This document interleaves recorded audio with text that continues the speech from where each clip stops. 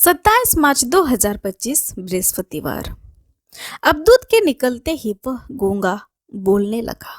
पहला पाठ नबी यिर्मयाह का ग्रंथ अध्याय 7 पद संख्या 23 से 28। प्रभु यह कहता है, मैंने उन्हें यह आदेश दिया, यदि तुम मेरी बात पर ध्यान दोगे तो मैं तुम्हारा ईश्वर होऊंगा और तुम होंगे मेरी प्रजा। यदि तुम मेरे बताए हुए मार्गों पर चलोगे तो तुम्हारा कल्याण होगा, किंतु उन्होंने मेरी बात पर ध्यान नहीं दिया और मेरी आज्ञाओं का पालन नहीं किया। वे अकड़कर बुराई करते रहे और मेरे पास आने की अपेक्षा मुझसे दूर चले गए। जिस दिन तुम्हारे पूर्वज मिस्र देश से निकले, उसी दिन से आज तक मैं अपने सब सेवकों अर्थात नबियों को तुम्हारे पास भेजता रहा, किंतु उन्होंने मेरी बात पर ध्यान नहीं दिया और मेरी आज्ञाओं का पालन नहीं किया। वे अकड़कर बुराई करते रहे और मैंने और अपने पूर्वजों से अधिक दुष्ट निकले। तुम उन्हें यह सब बता दोगे, किंतु वे तुम्हारे नहीं सुनेंगे। तुम उन्हें पुकारोगे, किंतु वे उत्तर नहीं देंगे। तुम उनसे यह कहो, यह वह प्रजा है जो अपने प्रभु ईश्वर की बात नहीं सुनती और शिक्षा ग्रहण करने से इनकार करती है। सच्चाई नहीं रही, वह उनके मुख से चली गई है। यह प्रभु की वाणी है। ईश्वर को धन्यवाद। भजन अनुवाक्य। ओह, यदि तुम आज की यह वाणी सुनो, अपना हृदय कठोर न बनाओ। आओ हम प्रभु के सामने आनंद मनाएं, अपने शक्तिशाली त्राणकर्ता का गुणगान करें। हम स्तुति करते हुए उसके पास जाएं, भजन गाते हुए उन्हें धन्य कहें। अनुवाक्य। ओह, यदि तुम आज उसकी यह वाणी सुनो, अपना हृदय कठोर न बनाओ। आओ हम दंडवत कर प्रभु की आराधना करें, अपने सृष्टिकर्ता के सामने घुटना टेके। वही तो हमारा ईश्वर है और हम है उसके चारागाह की प्रजा, उसकी अपनी भेड़ें। अनुवाक्य। ओह, यदि तुम आज उसकी यह वाणी सुनो, अपना हृदय कठोर न बनाओ। जैसे कि पहले मरीबा और मस्सा के मरुभूमि में हुआ था, उस दिन तुम्हारे पूर्वजों ने मेरी परीक्षा ली। मेरे कार्यों को देखते हुए भी उन्होंने मुझ में विश्वास नहीं किया। ओह, यदि तुम आज उसकी यह वाणी सुनो, अपना हृदय कठोर न बनाओ। जय घोष। प्रभु कहता है, सारे हृदय से मेरे पास लौट आओ और मैं प्रेम पूर्वक तुम पर दया करूंगा। संत लूकास के अनुसार आज का पवित्र सुसमाचार अध्याय 11 पद संख्या 14 से 23।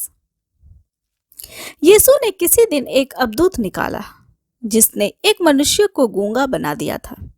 अबदूत के निकलते ही वह गूंगा बोलने लगा। लोग अचंभे में पड़ गए, परंतु उनमें से कुछ ने कहा, यह अबदूतों के नायक बेलजेबुल की सहायता से अबदूतों को निकालता है। कुछ लोग यीशु की परीक्षा लेने के लिए उनसे स्वर्ग की ओर का कोई चिन्ह मांगने लगे।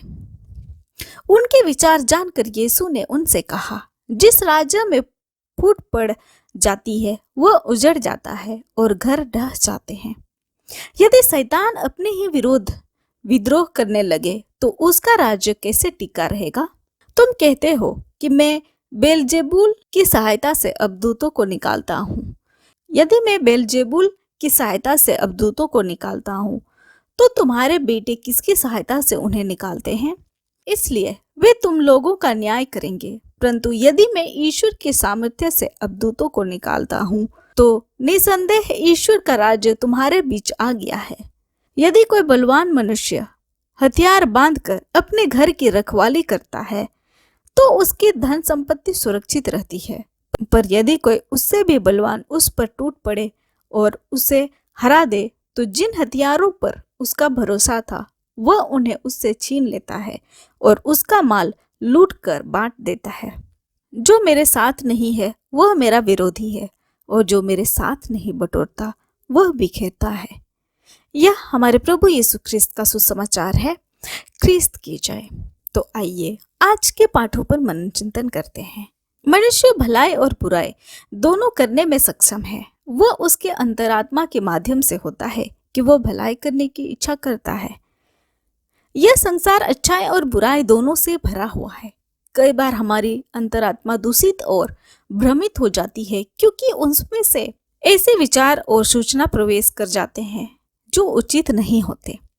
उसका परिणाम यह होता है कि हम किसी अच्छे कार्य का प्रयत्न तो करते हैं, लेकिन हमारे साधन अनुचित या बुरे हो जाते हैं।